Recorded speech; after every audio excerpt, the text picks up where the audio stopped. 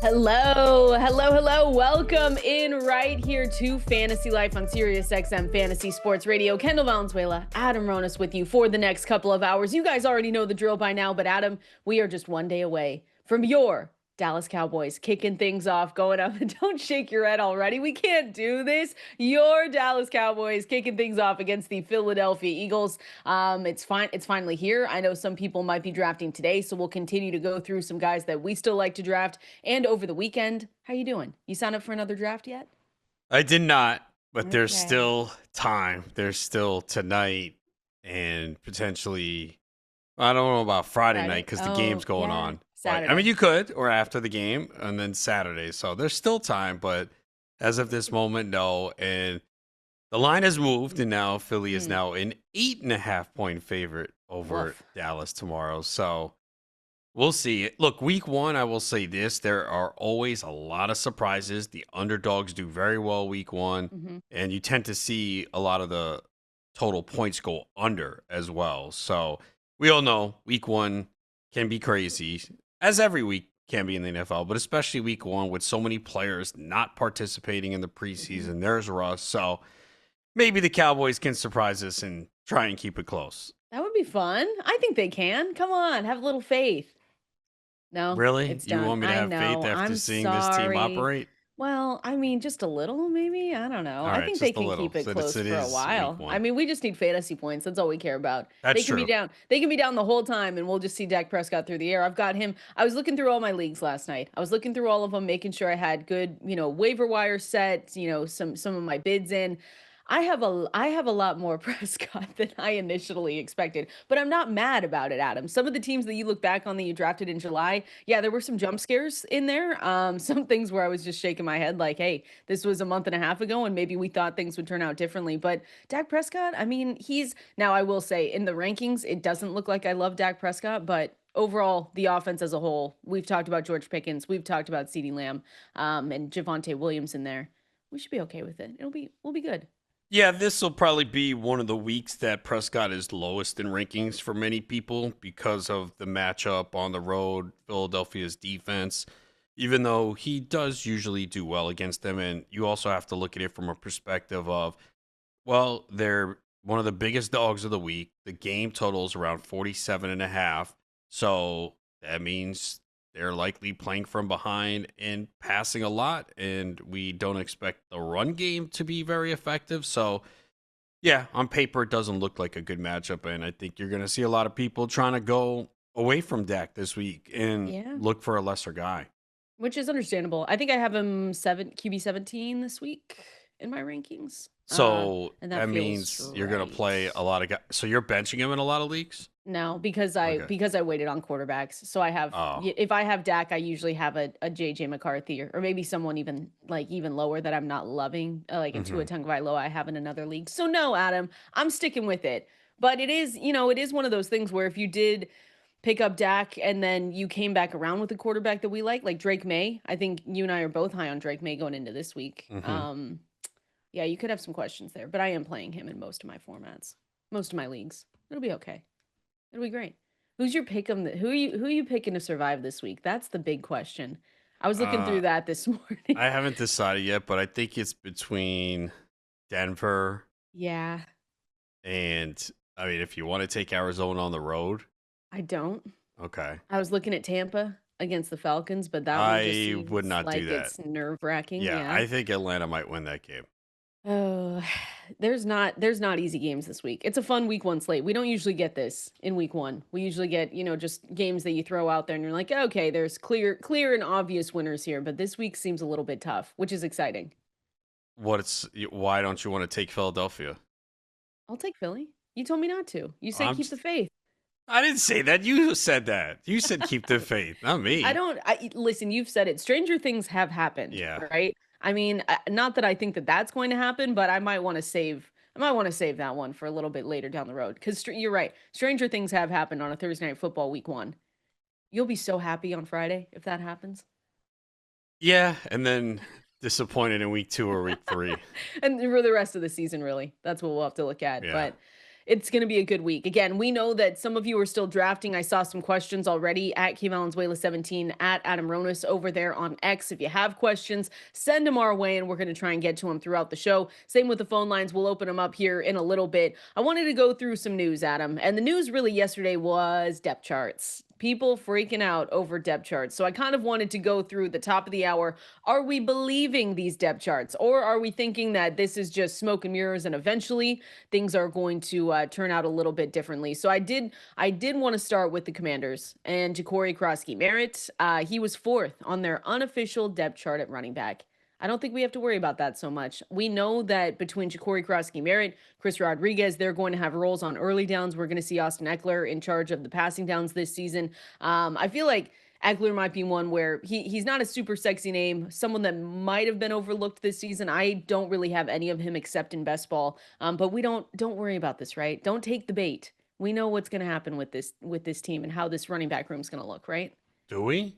Do you not? You think he's fourth on the depth chart? No. The depth chart, a lot of these depth charts don't mean anything, but I don't know if we know what's going to happen in this backfield. I think it is one of those murky ones that we're trying to figure out. We expect him to play a bigger role than that, but what if it's a lot of Chris Rodriguez, especially at the goal line? We know it's Eckler in the passing game. So, look, once the price went up on Croskey-Merritt, I didn't get him anywhere else. It just became too pricey. It was fun in the double-digit rounds. That's when you had to get him. Again, we saw him go, was it the 5th round of our GST draft? I was like, whoa. And I've seen other drafts where he goes in the 6th. The 9th, 10th, that's more reasonable. But I think people got way too excited.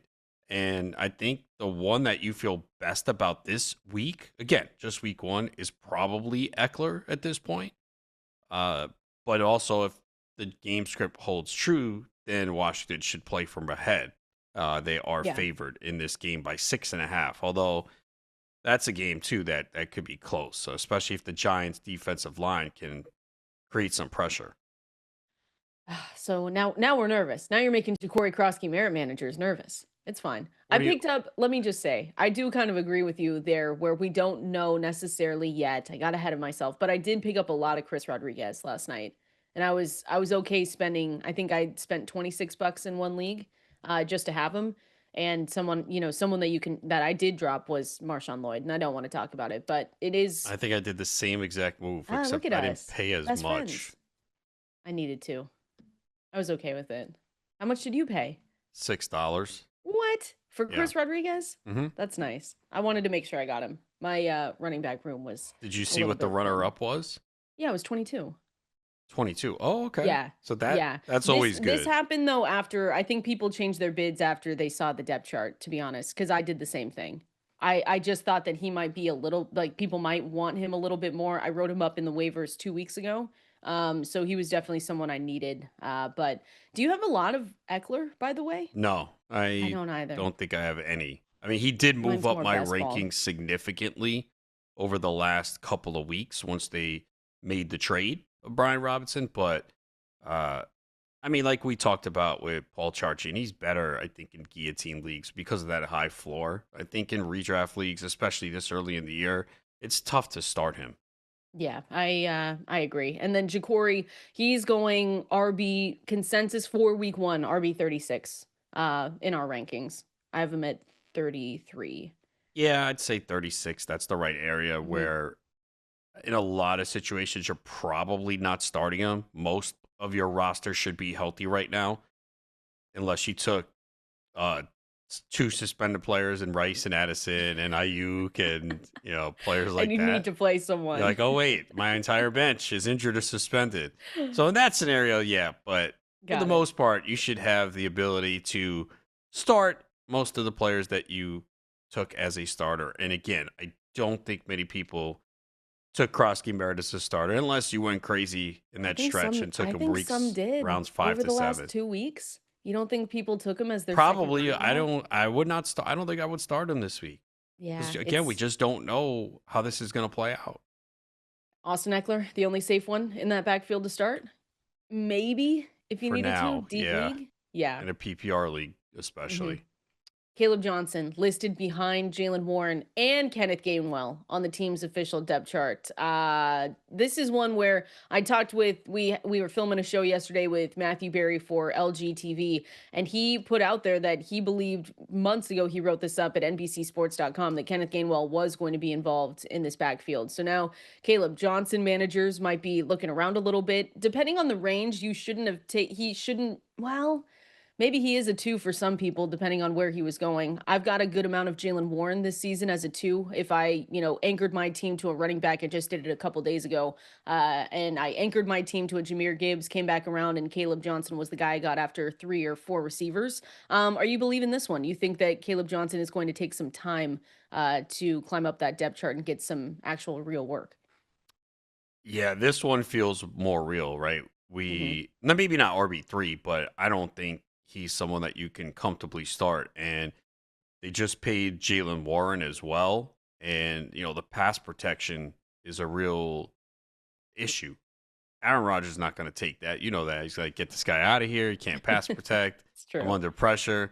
So you probably will see more Jalen Warren to start the year. So I do think this is one that you do have to be concerned about with Kaleb Johnson. And we already saw him moving down the draft boards over the last week or two. Like you started to see Jalen Warren go ahead of Kaleb Johnson. Yeah, and he didn't have a good preseason. Hmm. He didn't have a good preseason. He didn't have the best training camp ever. And you kind of said it, between Arthur Smith, who hates our fantasy teams, and Aaron Rodgers, who just wants kind of everything to be in line with what he thinks. Yeah, Kaleb Johnson was moving down. And so Jalen Warren, because we said at the beginning, right in maybe June, July, right after they drafted Johnson, hey, he's going to be battling Jalen Warren for touches in this backfield. He was obviously a tier or 2 below Henderson and Harvey for, good amounts of reasons. So 13% of his attempts went for 10 plus yards in college. He wasn't necessarily a strong receiver in college as well. And then, like I said, Arthur Smith, sometimes you just have to look around and say he does not like us. So right now, an RB3 that maybe could develop right into an RB2, but starting off, hopefully you didn't take him as someone that you're going to start right away. And then hopefully you can put him on the bench, just wait for a little bit and see what this looks like. But this one did feel, yeah, this was not, I shouldn't say less surprising, but Kenneth Gainwell, someone that you would pick up in leagues or not No, necessarily? Okay. no, I wouldn't do that. All right. You're It's like, I'm just not gonna going you're that gonna have to far. be patient with Kaleb Johnson. That's all. Alec Manor, someone that we've talked about here a little bit, listed as a first team wide receiver on Tennessee's unofficial depth chart heading into week 1. Again, someone that we've said pick him up, stash him away, could have a good role later on in the season. We have talked about Cam Ward and obviously Calvin Ridley. That's the receiver that we've been going for the last couple of months here. But if you do need some wide receiver depth, if you need someone to maybe just put on the bench, wait it out a little bit, we know with some of these rookies coming in, it's not obviously going to be like an Emeka Egbuka start, a Matthew Golden, hopefully, where they get a ton of work at the very beginning. But this is one where he had a really good camp, said the chemistry between him and Cam Ward is really good as well. So definitely Alec Manor is someone to keep on the radar. Yeah, in deeper I like formats, he him. was probably drafted. Those 20 round draft, he was definitely taken, but he was someone that was creeping up the rankings because they need someone on the other side to catch the football. Outside of Calvin Ridley, they really don't have anyone. So he's now in that spot where he could play a role, and especially if you believe in Cam Ward and this Titans offense Hmm. improving and being better and being able to move the football, that puts him in a good spot. So yeah, he is definitely someone that I've drafted and will pick up in the deeper leagues. If he might not have been drafted, maybe I think in early in the summer, July. though. Yeah. Yeah. So he could be out there in some of those leagues. So yeah, deep leagues. I mean, if you have 16 roster spots, probably not, depending on what else you have. But certainly in deeper formats, yes. All right. J.K. Dobbins listed as the starter in Denver's unofficial week 1 depth chart. This one probably not as shocking from what we've heard over the last couple of weeks, where J.K. Dobbins is ahead. RJ Harvey needs to get better in pass pro, all of that stuff. All that to say, I'm still starting RJ Harvey this week in a couple of my leagues. We know that I think we kind of assumed that Dobbins was going to draw the start, but I think Harvey still profiles as one of those running backs that is a good bet to earn plenty of like pass game opportunities inside this offense that we think is going to have a good game this week, especially in that matchup. So I'm okay. I put him one next to the other. RB, I believe I have him 26-27 with RJ Harvey higher, but I'll change that today. What are you thinking?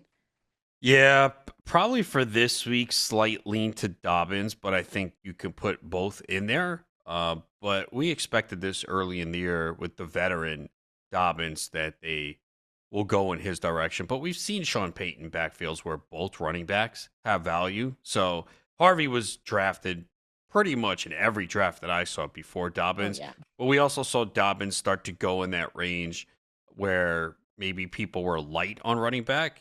And that's when they started saying, all right, I'm going to take Dobbins and put him in as the RB2, knowing that he's going to play a role at least early in the year, especially since he is healthy now. That's the other concern with Dobbins is the durability. He stayed healthy for most of last year, but he did miss time with an injury.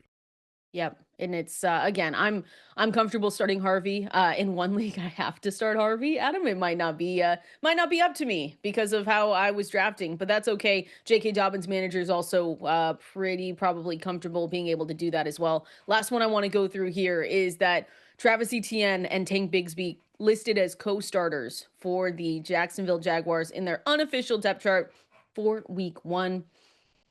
The situation remains confusing. Adam, what did you take anything away from? Again, these are depth charts. You don't want to look too much into the unofficial ones for week 1. Things can change week in and week out. That's why we like to talk about it here. But this has always been a backfield where we've said we have no answers, and we're probably not going to get answers until week 1, the start of the game, really, the end of the game where we see them actually play. What did you think about this one?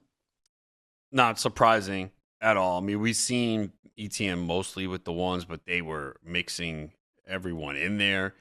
Bayshel Tootin probably going to have to be a little patient with him. That is the running back that this new regime drafted. So you figure that they are pretty high on him.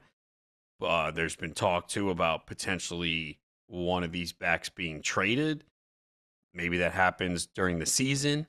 But I don't know how you can't play Travis Etienne this week. It's a brothers game. His brother is playing on the other Oh, side. I love that. I love the narrative games. That's Look at you, already 5 steps ahead. I was going to say that it feels like ETN might be the only one that you can start this week because again, we just don't know, Adam. I have him. Where do I have him? RB 29 going into the week, and that feels a little. I might move him back. I haven't looked at these yet today. I updated them yesterday, but I might move him back closer to 32, 35, and then Tank Bigsby at 35 for me, Bayshal Tootin 54. RB, not overall. Yeah, this one's a tough one because, you would expect at least ETN to be the pass catching back. And that's been a valuable role in Liam Cohen's offense. So you'd probably give him the lean. That's But what I'm thinking. what if Bigsby gets a goal line carry and then scores the touchdown? That's the other side of it. So yeah, both of those guys are in the 30s for sure. And look, if you went bell cow running back and then you went with a lot of the running backs we talked about, you're not going to feel good this week because I went through some of my lineups. I was like, oh Oh my boy. So gosh, which of these running same. backs am I going to start? So yeah, look, it can be uncomfortable early in the year. But again, it's week 1. We're playing for an entire season. We know things are going to happen. So just don't overreact to week 1. Yeah, people will. We'll be here Oh on yeah. Monday with so much Oh yeah. overreaction. What I draft this guy? I can't believe it. So just gotta We'll be here relax. to It's week listen. 1. It's an overreaction Monday. It is one of those things where when I was going through my waiver wire pickups and stuff, I was looking at the projected points for week 1. I'm in the red in a lot of them. It's just one of those things where, we took shots, I took shots on guys later in drafts and I'm like, "Okay, hopefully this guy works out for me." It might not be right away, but hopefully, by midway through we're more in the green. It was a jump scare, Adam. It was Yeah, tough. don't even look at the projections. I do. I You think know who everyone I does because they're there. They're staring you in the face, Yeah, but they're all it red. doesn't mean anything. I was sitting there like, "Oh no, this is all in the right." You know who I have a lot of though that I kind of knew towards the end of it, but I was drafting early in the season, Jaden Higgins. I've got a lot of Jaden Yeah, Higgins that's someone you this cannot play offseason. right now. No, no, no, no, not at all. But That's long it is term. it is a long-term bet where I'm really hoping that he steps up, CJ Stroud steps up, and that he's the number two. But hey, it's a bet worth taking, right? That's what we do here. So unofficial depth charts, don't freak out too much, but we are here to talk through them again at K Valenzuela 17 at Adam Ronis over there on X, going through all your questions today, getting you ready for drafts and week one. We're going to continue on here. I want to go through more week one early rankings, who we like going into this week. I know we're going to get some start sit questions here coming up eventually as well. And we're talking with Matthew Berry here after that as well. So stick around. Kendall Valenzuela, Adam Ronis with you right here. Fantasy Life. We'll be right back. This is Fantasy Life right here. Appreciate everyone hanging out with us on this Wednesday. Adam didn't even have to look it up today. Look at me go. Mid-season form, truly. Truly. We're back. Finally, you get the days of the week correct. Good I don't know why start. the last couple of weeks they were just all clumped together, but I know it's Wednesday because we've got Thursday night football tomorrow. We've got the Friday night kickoff from Brazil as well. Wanted to go through some more early week one rankings. And again, you guys know at K Valenzuela 17 at Adam Ronis over there. If you want to send us a question on X, we'll have the phone lines open as well. 888-963-2682. And of course, fantasylife.com. That's where you can go use that code SXM20. Gets you 20% off any tier 1 or tier 2 subscription. Highly recommend it though, because we've got our week one rankings updated and live. So make sure you go and check those out. I wanted to start talking with some of the running backs. Now, some of these guys that we talk about, Adam, you're just not going to have a choice, right? If we're talking about Josh Jacobs facing a pretty tough matchup this weekend, sorry, you're probably just going to have to start him because it's just one of those things. It's not great. Lions allowed the third fewest PPR points per game to opposing running backs last season. And we know that things can change over an offseason. I get that. But that was a priority. They were really prioritizing slowing down the rushing attacks on the opposing team. So again, Josh Jacobs, all that to say, if you drafted him, you're probably starting him. But this is a game that could be a little bit tougher for someone like him. Yeah, anytime you have a running back that's going to get that much volume, you're going to put him in your lineup. But I can't envision many scenarios where you have 2 to 3 backs that are better because he was going in the second round. So, yeah, you're just going to lower your expectations for this week. What you in that situation, you hope the guy finds the end zone and catches 3-4 passes.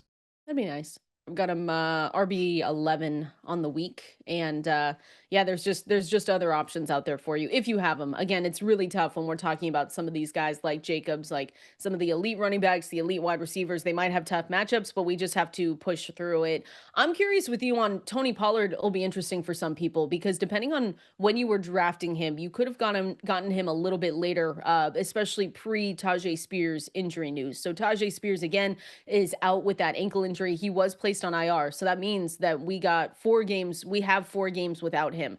So Tony Pollard feels like now in this situation, based on what we saw last season as well, he had some of his best games when Tyjae Spears was out.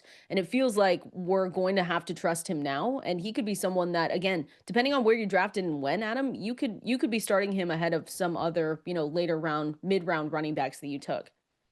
Yeah, the volume is going to be there. We know that. We saw it last year when Spears was out, just heavy volume. We're looking at probably 20 touches. I know they've expressed concern that they don't want to overwork him, but I think at least early in the season, with the way that backfield is, Pollard's just going to get massive volume. So even if it is a difficult matchup here, and they are big underdogs in this game, they are one of the biggest.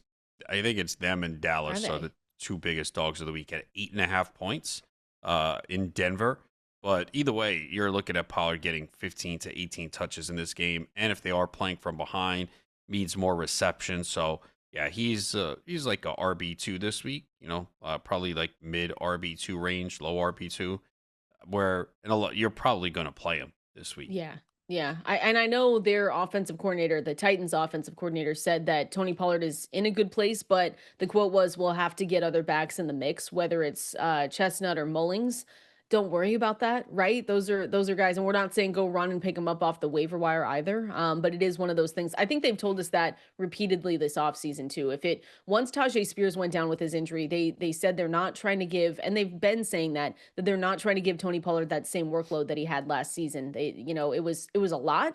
And both of those guys just rarely saw the field at the same time together. So I would say don't be nervous about that. If you see that quote flying around a little bit, you're still looking at Tony Pollard as an RB2 going into week 1, but you know, yeah, don't pick him up off the waiver wire either. That's what I would say too. I got that question yesterday. There's just better guys that you can go and get. Chris Rodriguez, Ollie Gordon if he's still out there, and then some later round, rookies that would need an injury to step up, but just I wouldn't worry about it too much, right, Adam? We don't worry about that stuff. Not yet. Yeah, no, I mean Pollard, you're just gonna run him out there. I don't. Do I have Pollard in any leagues? What? I thought If I do, you it's a were lot of off basketball. him. You were off him a little bit. No, This no, I was I in. I thought. liked him and Spears. I was taking both, but I think it was more in basketball. And then in the last couple of weeks, Pollard I just missed out on him. I remember there was a couple Mhm. drafts that I was eyeing him in round 6, and he just went before me. Mm. And I could have really used him in those builds too. Because if you went wide receiver heavy with the running back, say in the first 5 rounds, and you could have came back with Pollard as your RB2, that was a nice build. Yeah, I think I tried to get him. I had those ESPN drafts a couple days Those ago, and I don't tried count. to. Those do count. What do you mean? We talked all off Well, season about I how hope great those were. I No, I hope didn't get him I there. hope there's a Mm. big money prize for your ESPN leagues that There's you drafted one. it. There's one Okay. for sure. I got oh no. Because I anchored one of the teams to Jameer Gibbs and then came back around with Jalen Warren, which is looking better and better as each day passes. Yeah. Because I was a little bit nervous about that, but I went really wide receiver. I went really wide receiver heavy in that one. I got one share. I made sure George Pickens because I passed up on him. You told me it was going to be the worst decision of my life. So I had to make sure to go back, obviously, and get him JSN T. Higgins. It's unfair. I've got Emeka Egbuka on the bench. We're looking good. See, that's Yeah. going to be difficult to know who to start each week, though. What round did Egbuka go in that one? I took him. Let me see. I actually don't know where to look for this. I took him in the 6th, I want to say.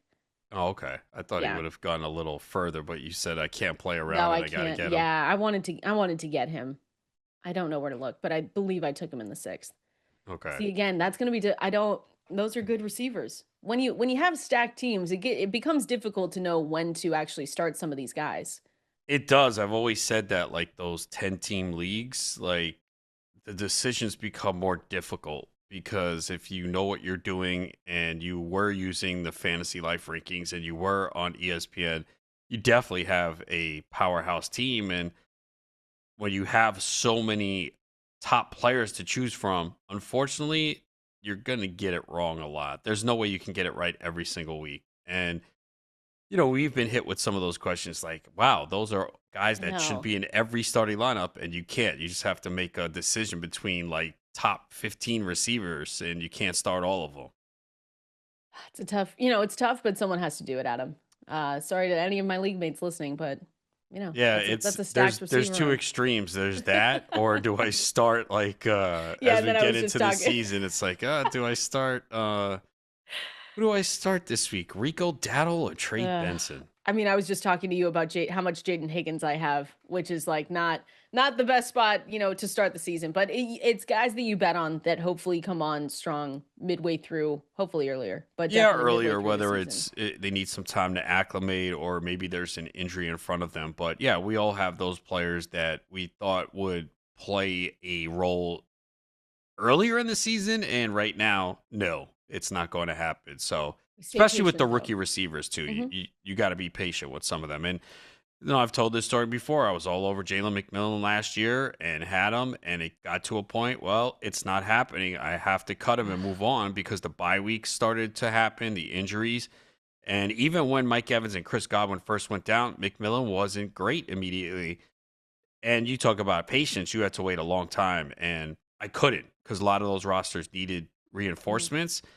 And I might have been able to get McMillan back in one or two leagues towards the end of the season, and that's when he had the biggest stretch. So sometimes you have the right idea, and you just cannot deploy the strategy you want because you have to move on. So Yeah, with Higgins, that's a guy that we started. Yeah, he started to drop a little bit, but a lot of leagues I was in, he was 11th, 12th round. He was still in Yeah. that range, which again is a bench guy, and you just have to hope that it doesn't take too long and you're able to hold him. The first 4 weeks you can usually hold guys, but you might be unlucky and be hit with a lot of injuries, and that's when the tough decision comes into play. We're going to continue on here again. The week one rankings are live at fantasylife.com. So make sure you go and check those out. We're talking with the one and only Matthew Berry, getting his thoughts on week one and more coming up here next. Fantasy football is life. You guys already knew that by now, though. We are just like hours away from kickoff tomorrow. And we are excited to be talking with the one and only Matthew Berry here, getting his takes on week one and the rest of the season. Matthew, welcome in. Thanks for joining us. Hey, Kendall, how are you? Good. How are you? How's it going? You ready for week tired, honestly. Oh, I'm sorry. yeah, I mean, honestly, maybe, sort of. The truth is that week one is always the toughest season because you still have drafts going on. You still have preseason stuff going on, but then you're also prepping for week one. I have two different drafts tonight, Kendall. I have a 12-teamer and a 16-teamer at the exact same time that I'll also be doing my rankings for week number one. So that'll be on NBCSports.com. So lots going on. It's always busy, but, it beats the alternative, and we are merely hours away from actual NFL football.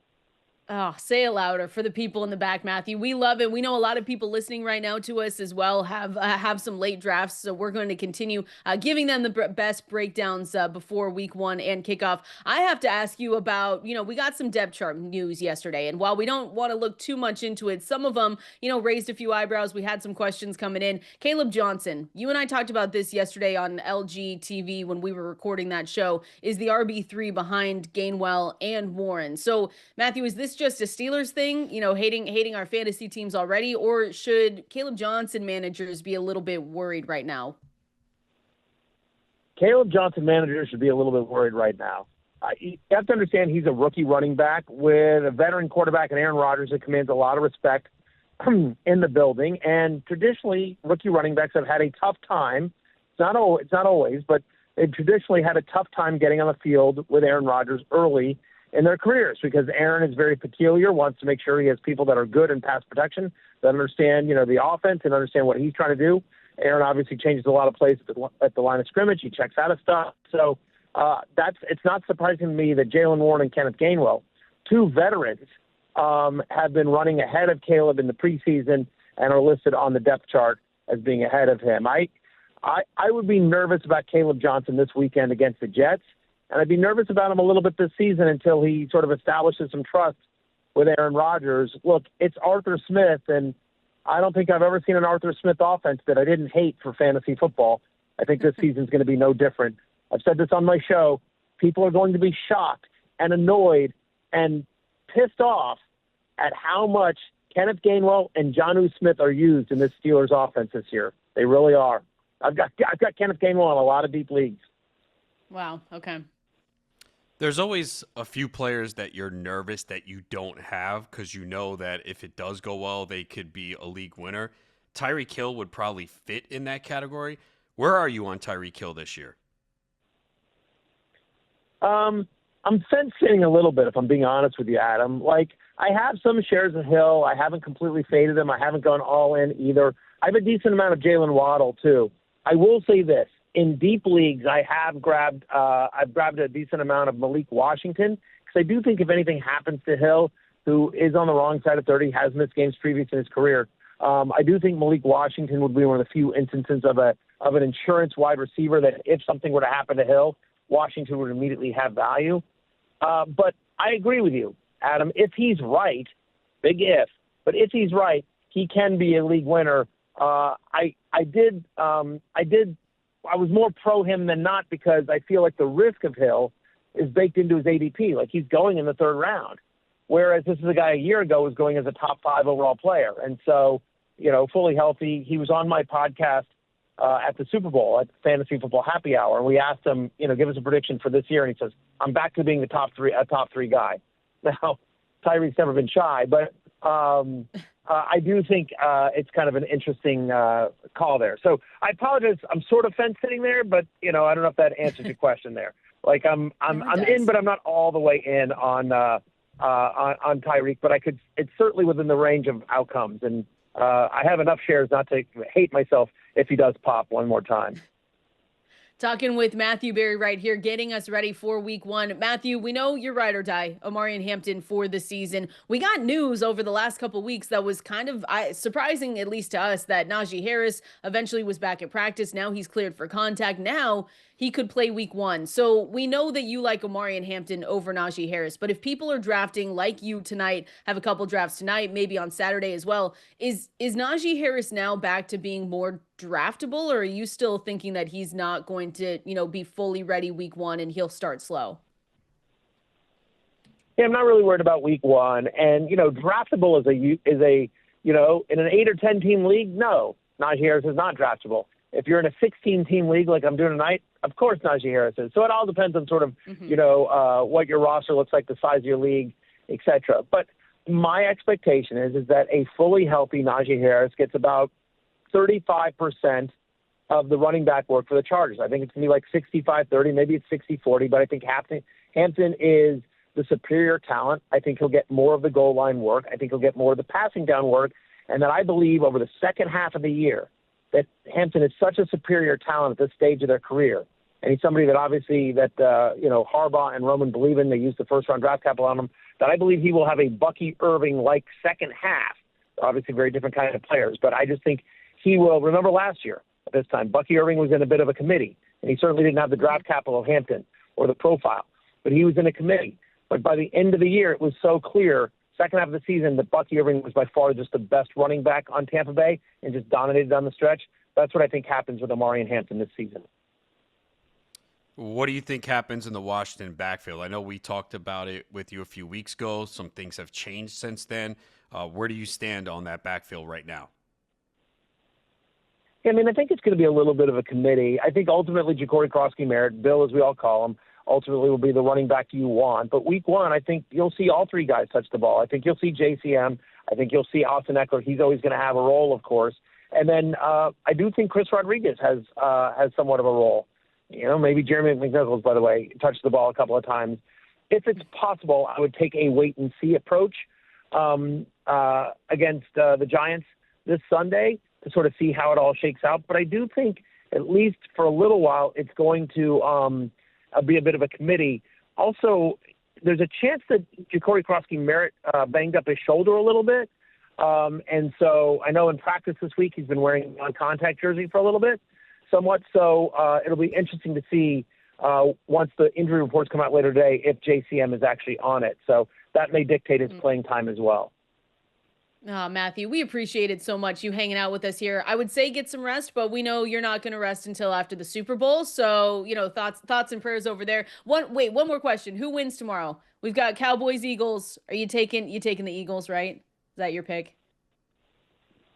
I think the Eagles boat race them. I think the defense is going to be bad, even with Micah on the field, but without Micah Parsons there. And I think the Eagles boat race them. So I think the Eagles win, and I think they cover, Kendall.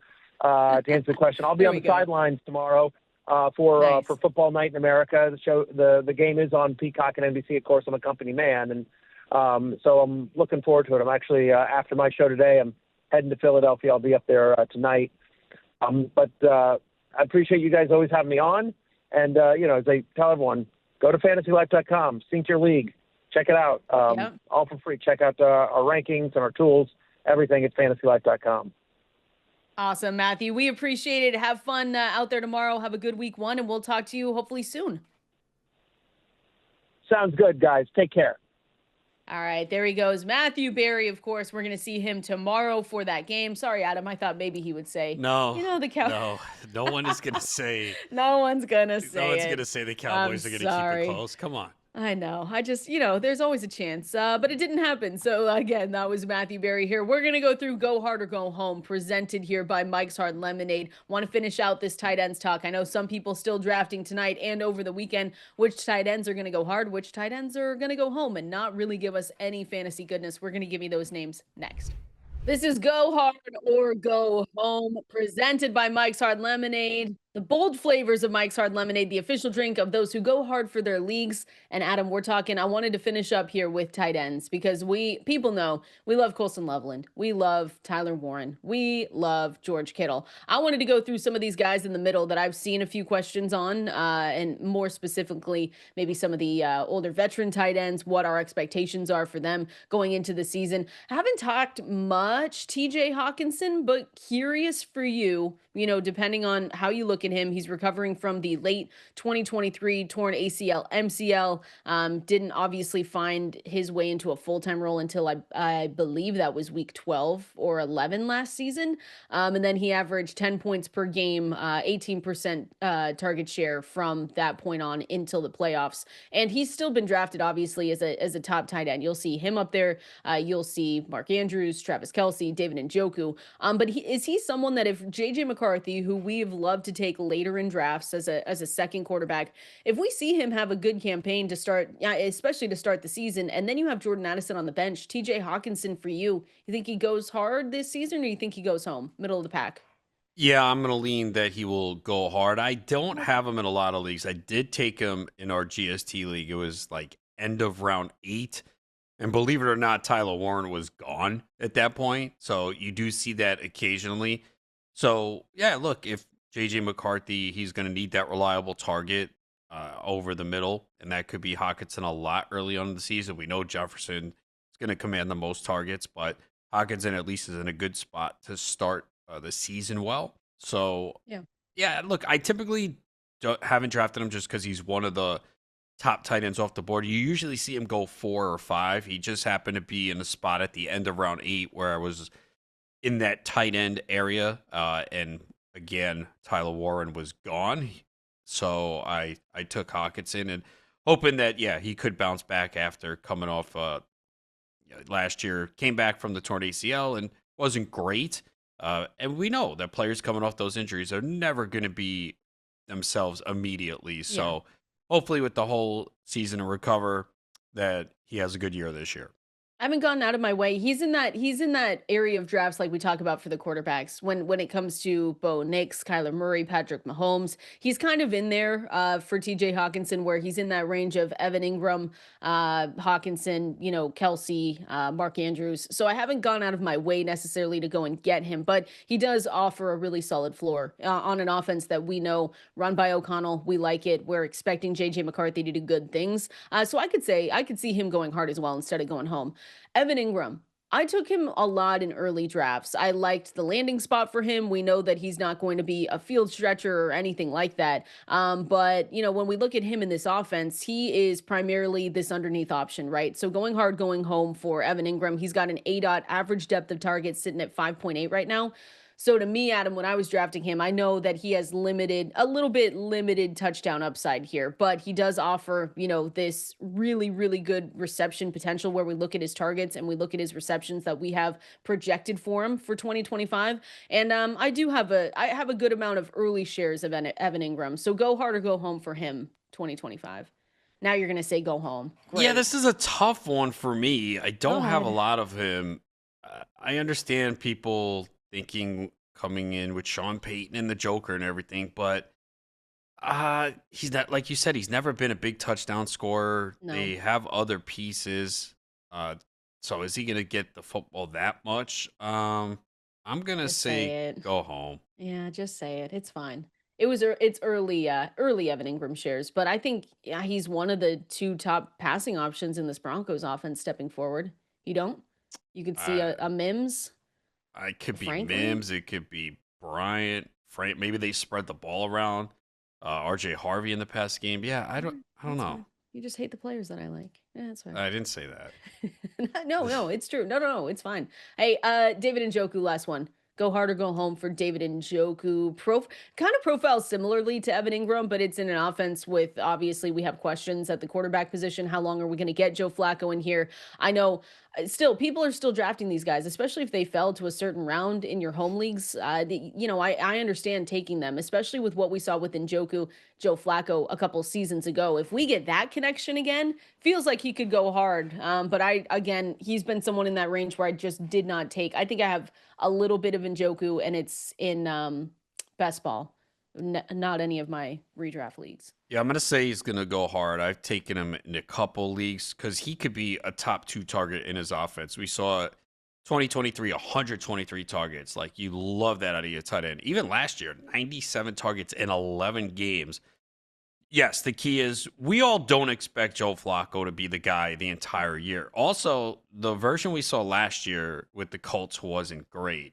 So that's really going to be the key. But at least early in the year, and especially week 1 against the Bengals, you're going to be happy with Njoku. And again, they are going to run a lot of more 12 personnel with Fannin getting a lot of time. And there's also the talk about him potentially being traded as well. So that could be a negative depending on where he lands too. So I guess you do have to take that into account.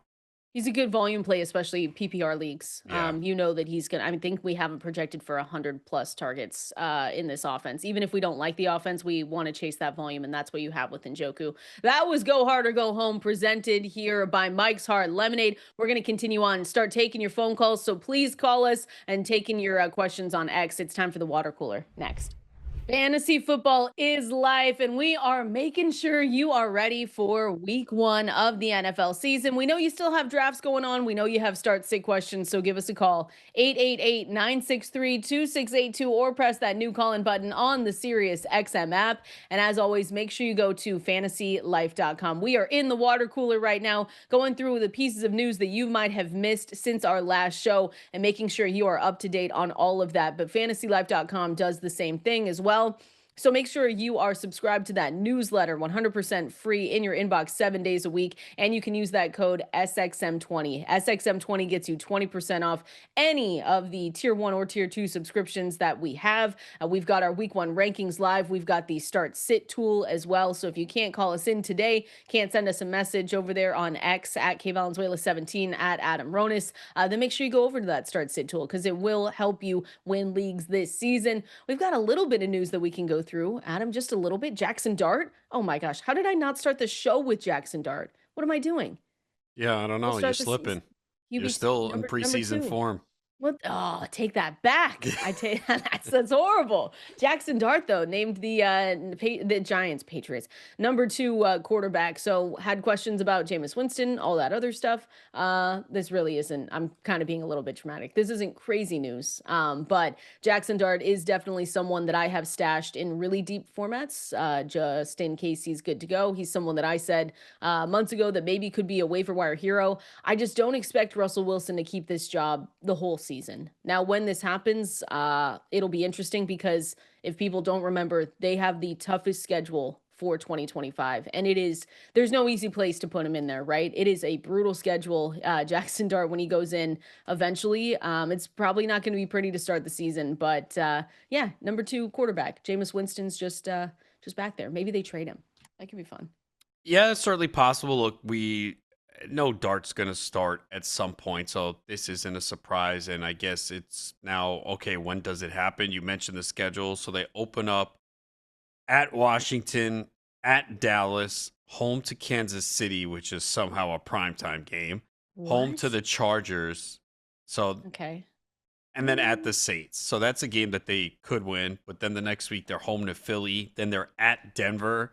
At Philly. Yeah. Home to the Niners. So maybe home against the Niners. That would be, what week would that be though? That's 8? November 2nd. Yeah. Unless somehow they start 0-4 and they go, you know what? Let's just start them on the road against the Saints. Which is a real possibility though, 0-4 with that schedule. Yeah. Again, maybe they win in Dallas. Stop. They're not going to be that bad. Dallas? Yeah, they could be. It could be. God. We're talking about the Giants. Have a little faith. Yeah, okay. It's going to be that kind of year again. Oh, no. But yeah, they do have a really difficult schedule, but you would think we would see Dart at some point this season. Someone you don't necessarily, I mean, waiver wire, did I write him up? I don't think I've written him up yet, but just someone to keep an eye on. We always talk to Adam when we talk waivers. We know that, life gets crazy, but you want to be at least 2 weeks early on waivers, like a week or two early when you're looking at that. Because if you're going into, the first bye week of the season, everyone that has a bye that week is going to need their receivers, their quarterback, whatever it is. So trying to stay one step ahead of your league mates, I know that's easier said than done, but it's something you want to look at. Obviously, we don't have to worry about that just yet, but Jackson Dart is potentially a guy that you can, get in a couple weeks and just say, hey, I'm going to stash him, see what happens. And again, it might not be pretty, but you need a quarterback once those buys start coming up. So he might be one to look at. Yeah, I think it's way too early for that. I think more super flex leagues is where he's probably rostered at this point. But yeah, that's where I am. The good thing is, the bye weeks this year aren't as bad looking at now. So there's 4 teams on bye in week 5, 2 in week 6, 2 in week 7, 6 in week 8. That's week 8's the worst one. Yeah, right? and it's Arizona, Detroit, Jacksonville, Vegas, Rams, and Seattle. So there's a lot of good players there outside of Seattle. Just kidding. Listen, I wasn't even going to justify it with a response. It's not like the jokes that I miss. Whatever. So it's not as bad this year. We do have week 14 bye though, which sucks. Who is that one? Carolina, New England, the Giants, and San Francisco. Malik Neighbors. Yeah. San Francisco could be tough depending on what happens there. Is Christian McCaffrey healthy by week 14 is the big question. You want to put an over-under on that? No, that's mean. Yeah. We didn't draft You're him. mean, I'm not. So no, anyways. We found out you're way more harsh than me as a commissioner. When we're talking about drafts, yes.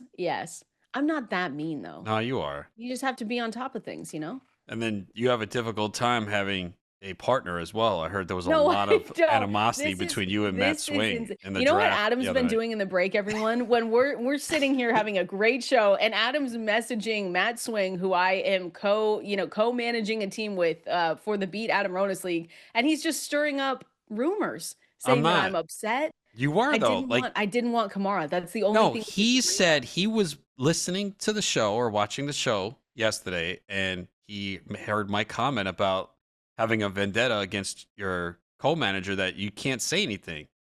And he sensed that you were not happy. So I was just saying, Kendall is not, doesn't want to work with you anymore. It's actually a pretty good team. In the moment, a little stressful, but looking through it, I think that's a pretty solid team. I know you don't like it, but that's fine. No, I didn't say that. I didn't say that at all. I don't know. It was just Kamara. It's so funny though. Like we always sit here as we get into the season and we like our teams, and then after week 2 or 3, we're like, oh boy, what a terrible team this is. There's going to be some. That always happens though. It always happens. There's some teams that I don't necessarily love right now that I drafted in July that I'm trying to fix a little bit.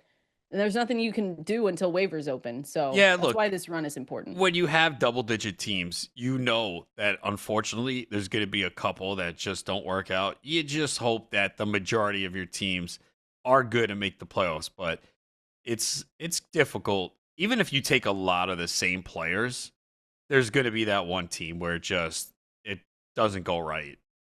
Yeah. We're going to be fine though. Everyone listening is going to be fine because we've got great advice for you. And again, we're going to continue giving you good advice. You can call us in 888-963-2682 or press that new call-in button on the Sirius XM app. I did see a question over on X for the last couple of days that I want to make sure we get to here from Josh asking what our thoughts are on DeAndre Swift, not only for the season but just overall what our expectations are going into week 1. I've got a good amount of Swift. I think you do. I think you do as well.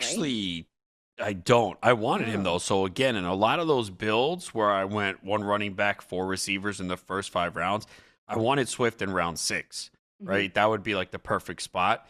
And a lot of it is depending on where you're picking. And unfortunately, like, especially when I was at 3, I could never get him. Like he never made it back. Because round 6 is like the back end.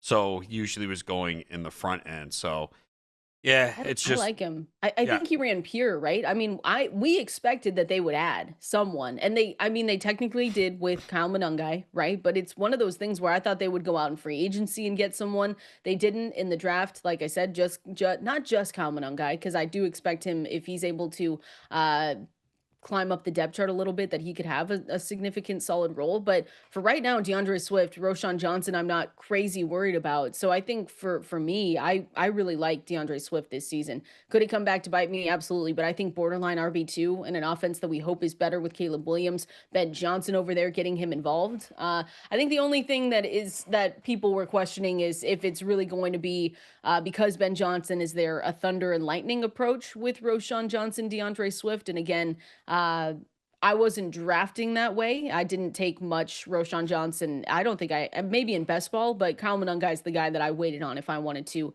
handcuff DeAndre Swift with anyone. Yeah, look, he's familiar with the Ben Johnson offense, having played with him in Detroit, and he had 110 receptions in the last 2 years there with them. So I think that helps. And yeah, he's been a productive back. And that's the thing. They really don't have any competition. Like, you've heard nothing about Roshan Johnson at all. No, I know. It's making me a little bit nervous that it's been kind of quiet, right? With DeAndre Swift. Not that that's bad, but I just thought that we'd hear a little, I don't know, a little bit more. He Yeah, has no, I think no real competition. yeah, I think that's why. I would take Monangai first over Roshan Johnson, but I think you're going to see a lot of Swift early on. So he just has to perform well, and then he's going to get the majority of the touches in the backfield. Looks like Mike Vrabel did say that Stephon Diggs is expected to play week 1. I know you love Stephon Diggs this season. You have so much exposure to him. And Deebo Samuel, both of those guys you love.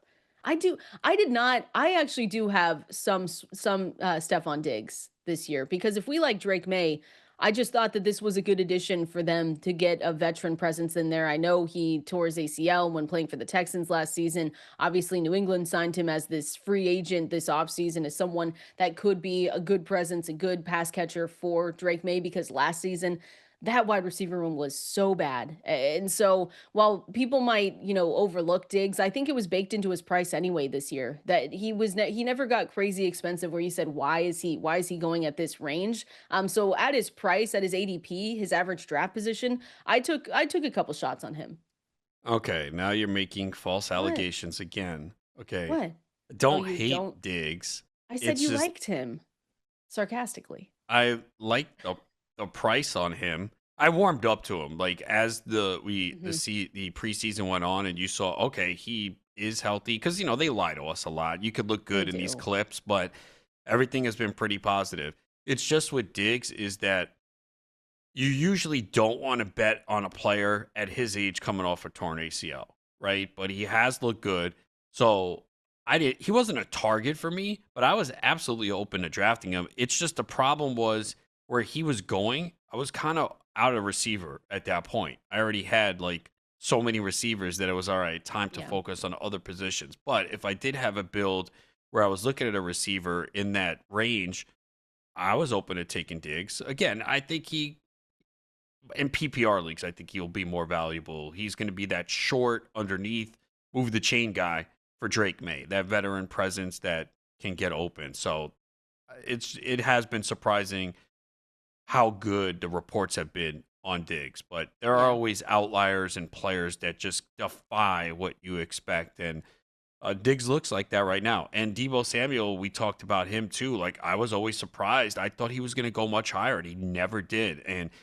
he looked pretty good too in the preseason, and there's a chance for him to play a pretty good role here with Washington. Mm-hmm. So I don't have him, but I know I do have him in best ball. I did take him in a best ball draft. I also, more best ball with him. Stephon Diggs, I did take a couple of weeks ago, once or twice.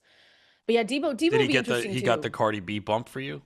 Yeah, I said, you know what? I totally pay attention to pop culture and that news. You do. But no, you've been actually keeping me informed on some things, which is kind of funny. Okay, so if it's not Sabrina Carpenter or Taylor Swift, you don't know. Okay, got and it. Chappell Roan. You know, Okay. all your Only favorite those three. artists, all your favorite artists that we have to keep an eye on them. But yeah, I mean, listen, it's one of those things where in the range that he was going, you don't necessarily have to rely on him, and that's the good thing with Deebo Samuel and when we're looking at Stephon Diggs. That's also why I took.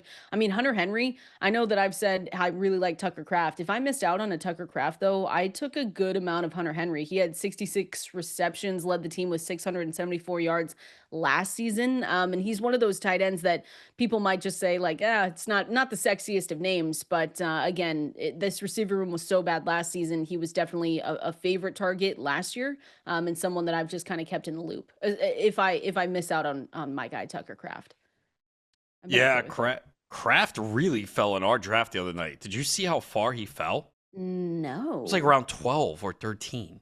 I was because we surprised you didn't. took Loveland, I believe, Yeah, I right? was Yeah. surprised you didn't take him as a second tight end. I was tempted, and I was like, I Who can't is our do it. second tight end in that one? I think I've been waiting a lot for Chigoziem Okonkwo in formats like that, but I I don't think think I we got got him in that Yeah, I format. think you did. Yeah, Chig has definitely moved up the rankings here. He He could be has. he could be on waivers in some leagues. I mean, if again, I there are some leagues where you don't take a backup tight end, but he has a chance to play a big piece, big role in the Titans offense, and he played a lot of the first team snaps in the preseason with them. He's always had they limited his reps too. Like Yeah. he's flashed before, but finishing out the 2024 season, they gave him a full-time role for 2 games. I'm looking at the utilization report here from Dwayne McFarland. You guys should go check it out at fantasylife.com. He had an 85% route participation, 14 points per game, 27% target share. So again, small sample size because that was only 2 games, but he is talented, and he is someone that was not talked about a lot for. I mean, I think it's for obvious reasons because we liked other tight ends going, but sleeper tight end too, if you need a tight end too, especially in those deep formats, you're drafting 20 rounds. Yeah, he was one of my tight ends, especially if you had one of the more elite guys, the Colston Loveland, Tyler Warrens. Even if I took Kittle in one and then came back with him as my last one. He was just a good late round guy. Yeah, I think in those leagues, again, 18 to 20 rounds, because some people are like, why are you taking a second tight end? And if it's 16 roster spots, I'm not going to do it. Anything like 18 to 20, I think you can. You have the roster space. You have a lot more Yeah. bench spots. So, and injuries can happen. Even if you have the elite tight end, you want to have someone on the bench just in case.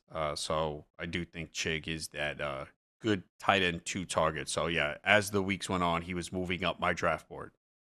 Last one here. I just want to say that Johnny Manziel was on a podcast. Did you see that yesterday? No, He I was on saw a you put this in podcast. here. I was like, where the hell did this come from? I didn't see anything He on was on a this. podcast, the Nightcap podcast, and he said that the quote was, "I'll hate the Browns forever. I want them to go 0-16 every season." Which doesn't even make sense, but I just want to throw that one in there.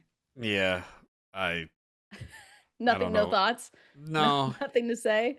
I did watch that thing they had him on Netflix. Was it like a couple years ago? Oh yeah, Yeah, I did. yeah. I watched that too. That I mean, part was of it, like a he time.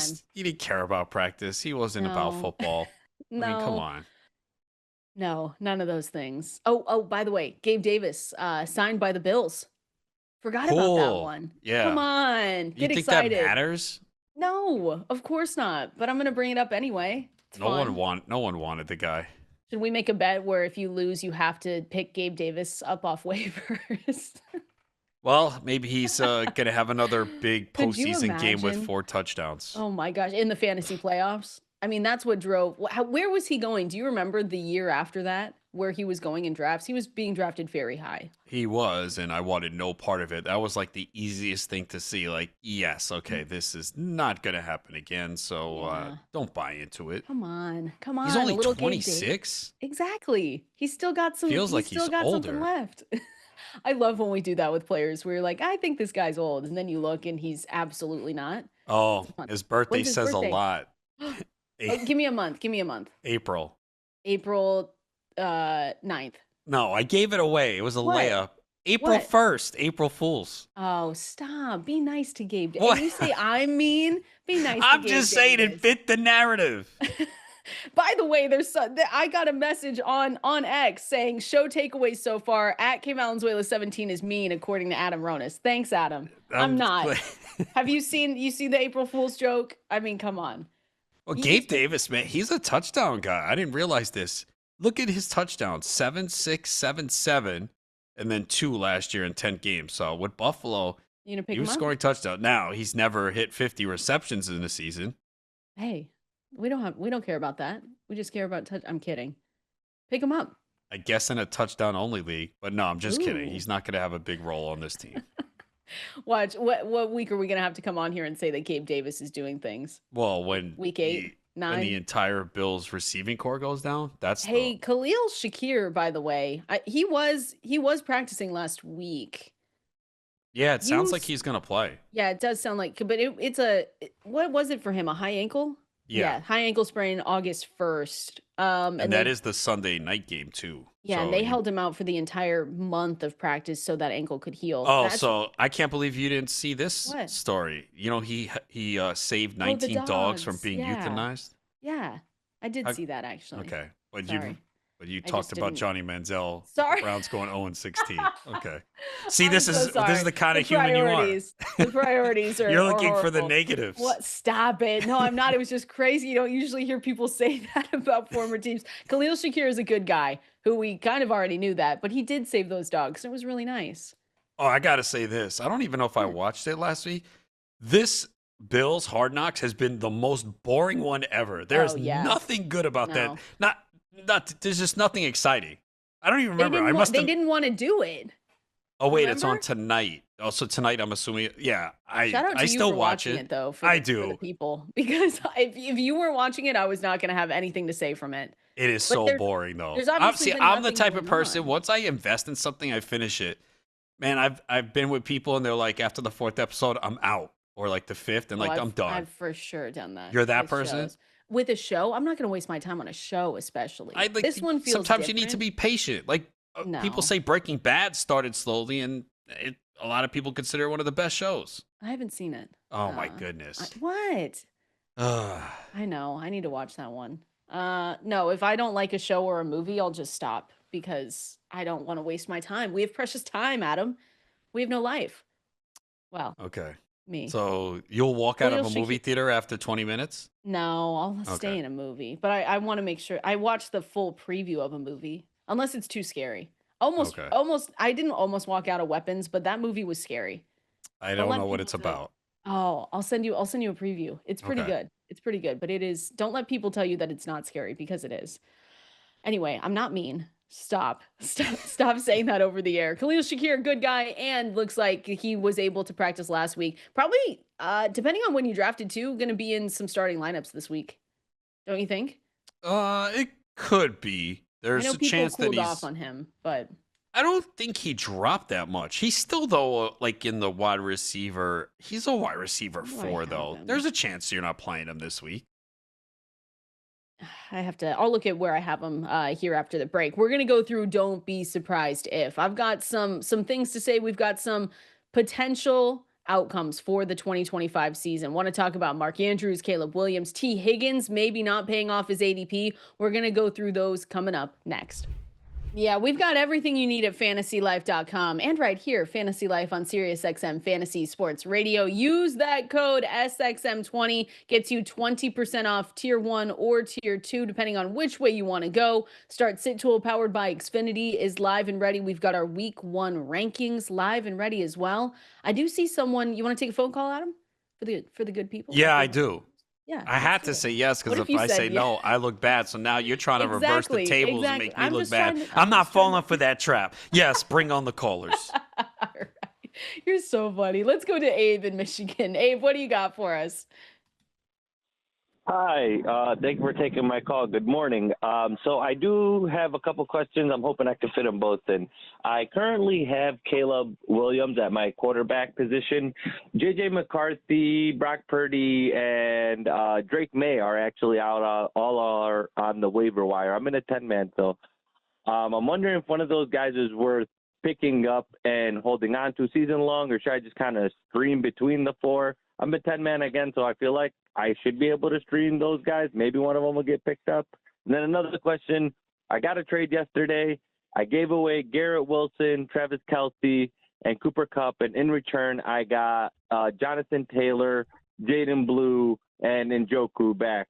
I'm wondering if that was a good trade, bad trade, just your thoughts on the whole thing, just for my sanity's sake, please. I like it. Adam? It's not a bad trade. I mean, getting Jonathan Taylor, I think, was a good pickup. I think he's going to have a really good year and could catch more passes. With Kelce and Njoku, I don't think it's that huge of a difference. I know people think Kelce will have this big season, but I think that's close enough. I don't think Cooper Kupp has much left. The team that knew him best, the Rams, were trying to get rid of him and push him out the door. And Garrett Wilson, we all know the deal with him. He's going to get a lot of targets. It's a question of how many touchdowns. So it really depends on the rest of the roster. But I don't think it's that bad. I don't think you gave up a ton here. And Blue could emerge out of the backfield for Dallas as a big pass catching back. So I think it's a fine trade. I mean, especially if you needed a running back. Caleb Williams, I believe Abe said that's his starting quarterback. Yeah, it's a 10-team league. I think he's right. You could probably Yeah. stream, and I would go Drake May this week.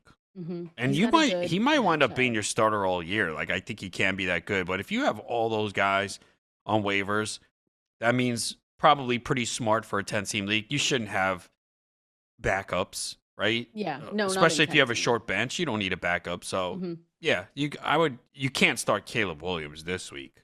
No, that's a bad matchup. Drake Yeah, May, they- though, he Yeah, has don't be QB1 treatment surprised. this week. And I wrote this on Fantasy Life with some predictions for week 1. You know, Caleb Williams, it could be a slow start to the season. I know he looked really good in that last preseason game he played. It looked smooth, but it could be a slow start. It's a new offense. They're trying to figure out where the pieces go, and Minnesota's defense is pretty good. So it could be a slow start for Caleb Williams. So don't panic, but this is not a good week to start him. Yeah, and for Drake May, again, it's a really good. They're going up against the Raiders, which is the reigning 25th ranked scoring defense. So I feel like Drake May, and we're going to talk through your predictions tomorrow here, but I feel like Drake May will have. It's not going to be every week that he gets the QB1 treatment, but it is definitely this week. Feels like, and like you said, Caleb Williams will have to be patient. Very patient with Caleb Williams, but hopefully it pays off. So appreciate you calling in, Abe. And you want to take another? I'm just going to throw it at you. Yeah, see, he's not going to say no to you guys. We've got the best listeners. We can't do that. Let's go out to Kenny in Ohio. Kenny, what do you got for us? Hello, thanks for taking my call. I went ahead on my last pick. I picked up Juju Smith-Schuster because last year when Rice was out, he played the slot. What do you think? I have not taken any Juju Smith-Schuster, to be totally honest. I know that their rookie is out, though, Jalen Royals. I think we got that news this Yeah. morning. Yeah. Does that move the needle for you at all, Adam, with Royals being out? No, I mean, yeah, he played the slot last year, and he had one good game. Yeah.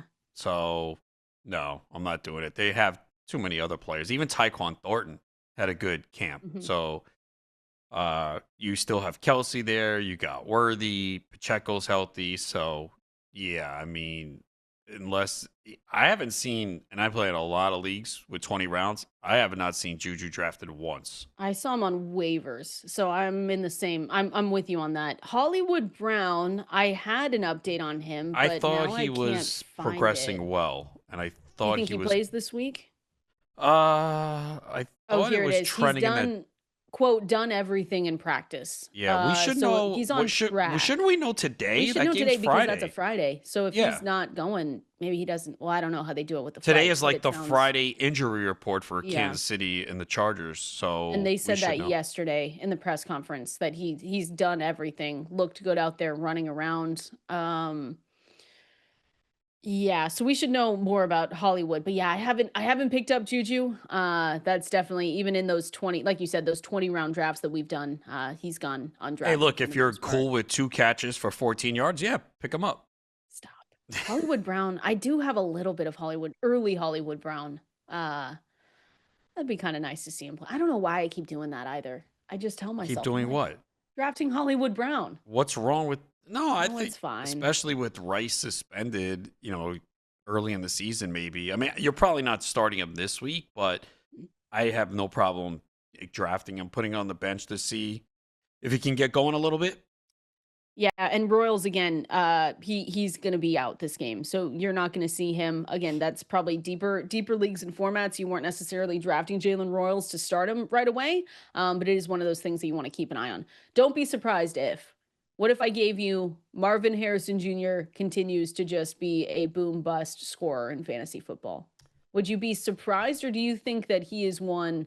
It's a two-part question, right? Because if we believe that Marvin Harrison Jr. does step up and have a good sophomore season, that means the connection with Kyler Murray has gotten better, and Kyler Murray has gotten better. So it's not necessarily all on him.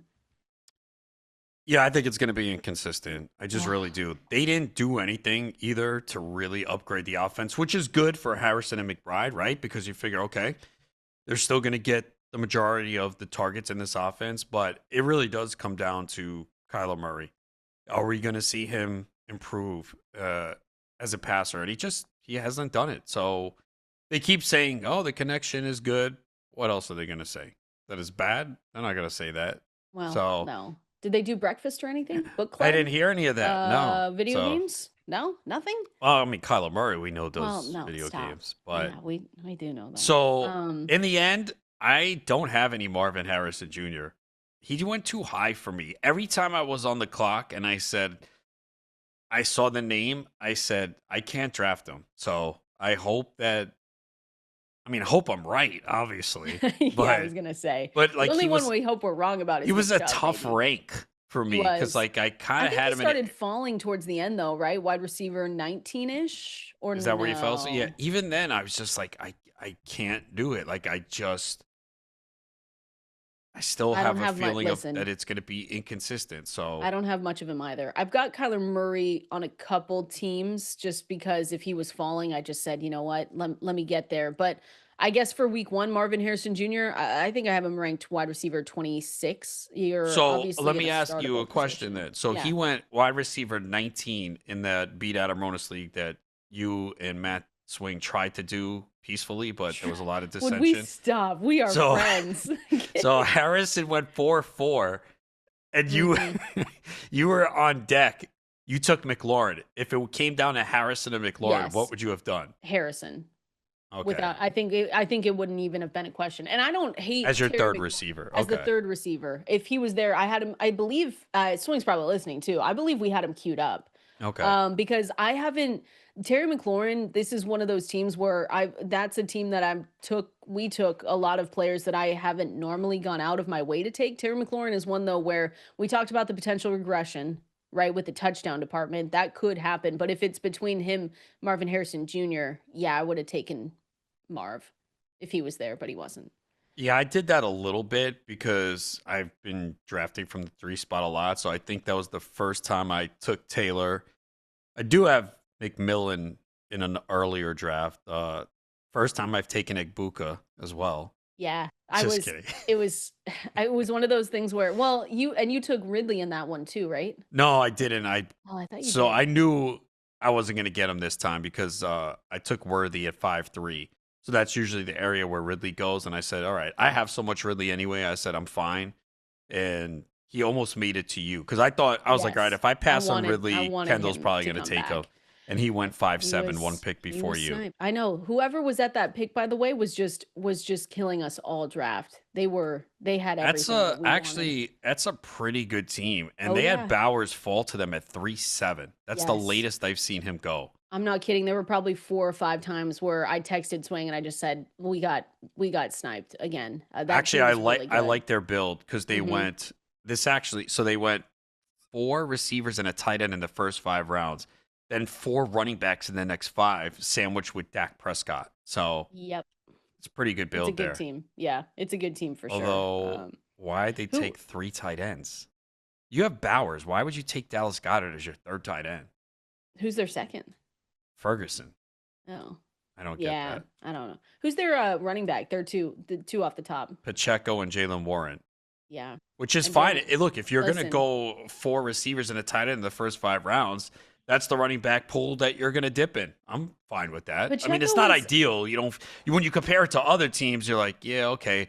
But if if Bowers hits or comes close to what he did last year, or just finishes top 3 and the receivers hit and Dak has a big year, then yeah, you're in pretty good shape. But Pacheco to me too, somewhat undervalued this offseason, it felt like. Or people were maybe worried. I think Depending they were, based on think they what they were saw worried. last year. And But here's the thing. We knew he wasn't going to be the same when he returned. He came back so early. We said that yes, on the air. We said, hey, if you have him, don't necessarily start him because he's just going to be one where they're trying to ramp him back up. He's going to try to get to 100%, but he felt like, you know, he wanted to play. He wanted to be out there. They obviously wanted him as well to hopefully be another factor in their offense, but it just didn't come true. But I just thought that his price, I was surprised kind of almost all offseason that he didn't get a little bit more expensive.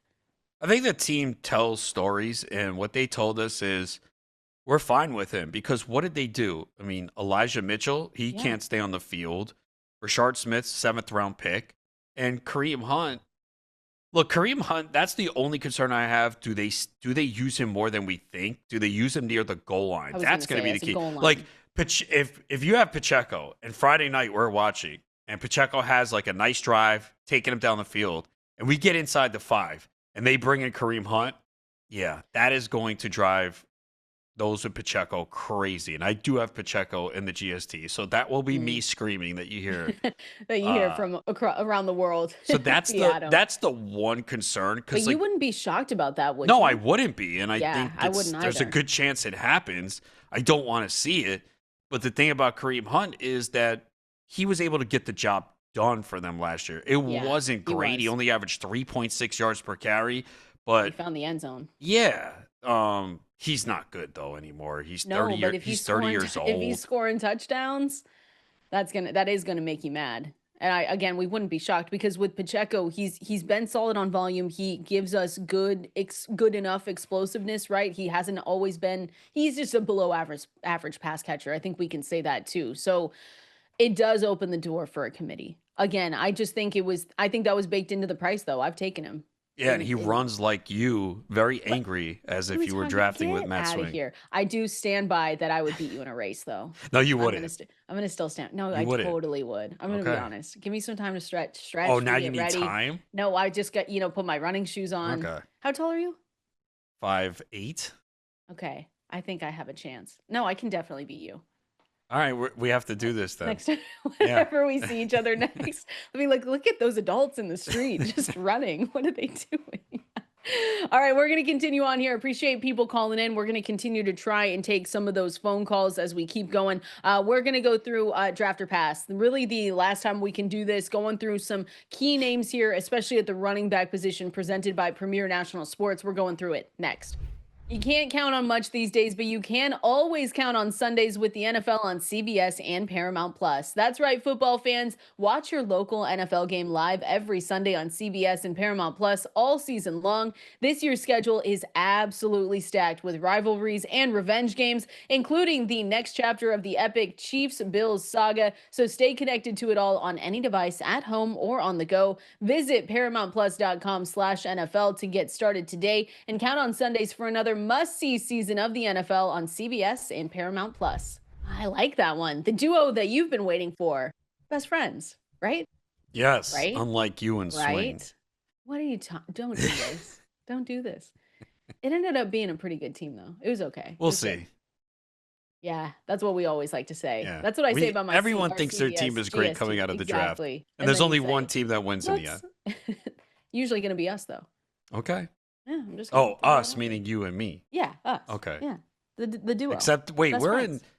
in 2 leagues against each other this year? Well, so GST for sure, and then this last one. And then we share a team for, Because you didn't get into the charity. beat. You were doing 2 leagues when the Beat Kendall League happened. yeah, I You think I weren't in was. that. No, I was Yeah. not in it. I wanted to and give you a then- chance to win. Oh, whatever. Do you hear this guy? I wish people could see the eye roll. We're going through draft or pass presented by Premier National Sports here again. Premier National Sports, you've heard us talk about them before, but definitely want to say it again. They are a trusted recruiting and NIL resource for high school athletes and their families. So if you're listening, if you're thinking right now, hey, I know someone that has a high school athlete looking to take their game to the next level. Maybe you have a high school athlete and you're looking to take their games to the next level. Premier National Sports is here to do that. Check them out if you haven't yet. Get in touch with their team at premiernationalsports.com. Let's see, who do we want to go through draft or pass here? I'm trying to go through maybe some hard decisions that people could have tonight and what our expectations should be. Aaron Jones. Oh, I don't like, hang on. Aaron Jones, Isaiah Pacheco. You going Isaiah Pacheco on that one? Or more Jones? Yeah, Pacheco for me. Jones, we know, is going to split a little bit more with Jordan Mason. They brought him in for a reason. They've talked about it. So Pacheco, to me, is a guy that could get more touches out of the backfield. We did discuss last segment that, maybe we see a little Kareem Hunt, but Pacheco, I thought, looked good in the preseason. It looks like he way better than he did last year. So I'm going to go Pacheco. Has Kareem Hunt been drafted? Yeah. In much? In the 20-round drafts he goes. Let me look at his he's only 17% rostered on Yahoo. Well, that's Yahoo, so that's more 16 rounds. So in the 16-round drafts, he's probably not going to go as much, but and I know a lot of people do 16 rounds or 18. I do a lot of 20, but in those leagues, he definitely goes for sure. Draft or pass, Tony Pollard, David Montgomery. Tony Pollard for me. Okay. Now it could have changed when Tyjae Spears comes back. I was going to say, would it have stayed the same for you if Tyjae Spears was healthy right now? That's a big if, and that's not, our reality that we're living in. But would it be closer for you or not necessarily? I would look. I am concerned that David Montgomery doesn't play the same role that he has the last couple of seasons, where he's had, I think, 25 rushing touchdowns combined. It's a new offensive coordinator. They could come in and say, you know what? Gibbs is the better player. We're still going to involve Montgomery in the offense, but we want this to go in the direction of 60-40, 65-35. So that's my main concern for Montgomery. And if you feel the Detroit offense won't be as good either, that means less scoring opportunities. And if those touchdowns go down for Montgomery, that is going to affect his numbers. Yeah, definitely. Last one here, draft or pass. Jordan Mason, Tyrone Tracy. I feel like I would say Mason, but yeah, that's really close. It's close though for because people Tracy drafting looks tonight. like the guy right now, but I think he is the guy right now. For now, yeah. Cam Scatterbo missing that time with his injury was a little bit tough, but I'm just saying if we go out there and see him making mistakes again, I don't feel like it's going to take him that long to just say, let's make this more of a committee or give Cam a little bit more. Yeah, that's the one thing. If you have Tyrone Tracy, you do not want to see a fumble in week one. They were frustrated with him with that last season. Yeah. That's the thing. And so that's one thing you don't want to that's one thing you don't want to see him doing. Would you go Jordan Mason there though, or would you still keep it with Tracy? I think I would go Tracy. All right. I've got Jordan. You know me. I'm going to go Jordan Mason. I have quite a bit of Mason. Beginning. Yeah, not the same role in the beginning. Jordan, let me ask you this in the next segment. I want to talk about guys that are startable this week, kind of borderline starter guys. We see some calls as well. We'll try and take those, and we're going to go through tips to win your league during the season. Adam has to give his speech about never giving up because it's true. We never give up here. We want to talk to you about, waivers as well. So we're going to do that all coming up here next. Is your song choice, Adam? Oh, this means that our show's over. This is should we this pack is the it up? final song in the Sopranos final episode. So did we get news that we I don't know. Are we done? Do we have a meeting? Do we have a meeting meeting I guess it's show? Or is it Don't Stop Believing because we're never giving up? Oh, got it. I was like, wow, I hope we don't have a meeting with HR after. Like, damn, what did we do today? I'm crying. I literally was like, wait, this isn't good. Oh my gosh. Appreciate everyone hanging out with us today. We will be back tomorrow. I think. Well, I'll be back. I don't know about Adam, but I'll be back for sure. Friday is the big question mark. Oh my gosh. I'm actually crying. That's so funny. That was the last song in Sopranos, huh? Great ending. I hated it at the time. We can't spoil it, but then yeah, there's plenty of people who still haven't watched it and they're waiting. I just watched it last year, I think. Well, yeah, because I don't know what's up with you, and you didn't watch Breaking Bad either. Like, what do you watch then? Like some of the most popular shows that you're gonna watch it 20 years later. I put you on good shows over the last couple of years. You have. I'm not gonna say White Lotus was very good. I like it. White Lotus. What was the other one? Shrinking on Apple TV. Yes, I did. Yeah. 2 seasons they've had, right? They've got a third coming soon. I think in Okay. a month. Yeah, that's a good show. Good show. No, I know. So I don't know why for some of the classics I just haven't. I've You watched haven't Friday seen The Night Wire Lights, either, though. right? No, definitely not. Oh, boy. Haven't seen Okay. The Wire. I know. What's the zombie one? Haven't seen that. Walking Dead? Yep. Thank you. I mean, it's not like the others. I but thought people really liked that. it's show. good, but I wouldn't put it up there with those shows. The Wire. You've mentioned that one a couple of times. The I do Wire need is to very start good. That one. Yeah, Sons of Anarchy? You haven't seen that? No, definitely not. Okay. Fine. Yeah. Oh, Brendan, our producer Brendan says Walking Dead is worth skipping. Yeah, I mean it's not among You the watched other the shows full thing? of Walking Dead. Yeah. I don't know. I might have missed the last season or something. I don't know. I don't remember where they are at, but I watched a lot of it.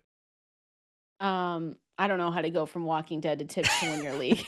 Hopefully your fantasy teams are not The Walking Dead. Yes, don't get caught being a zombie on the waiver wire. Look at us go mid-season form, folks. But that is one of the big ones to me is trying to be, and early in the season, it's a little bit different. When those bye weeks start coming up, though, trying to be a week ahead on the waivers, I think, is important. And as you always say, Adam, and it is really true, though. Don't give up. We've got people calling that they're 1-4, they're 0-3, 0-4, whatever. You can get out of that. I know a lot of people in your leagues might not think that you can, or if it's happening to them that they can't. But you can definitely get out of that. And we've had a lot of callers say that they've been able to come back, make the championship, win their leagues. You just have to be on top of things. And don't give up. Yeah, I was 0-4 one year, won a championship. I know it looks bleak at the time and the margin for error is slim, but it's all about getting into the playoffs. A lot of leagues have 6 teams that make the playoffs out of 12. That's half the league. And we've seen it. We've all been in leagues where that last team slides in the 6th seed, they get hot, and they win the championship. Many times the 1 and 2 seeds that get those buys, they don't even win the championship. Trust me, I know a lot from my home league, like 1-2 seed every year and somehow don't win it. Very frustrating, but the goal is just to get to the playoffs. So yeah, you can start 0-2, 0-3. Doesn't mean it's over, and you just got to work the waiver wire, assess your team realistically too. Maybe you need a trade. Maybe you have players that are starting slowly. And give us a call. We're here all season. 888-963-2682. We're over there on X at Valenzuela17 at Adam Ronis. And we're here for you all season. And it starts tomorrow, Adam. I'm really excited. We'll go through sit questions. We'll go through your predictions here for week 1 as well. Appreciate everyone hanging out with us here today. We'll be back same time tomorrow. Hopefully. No, we will.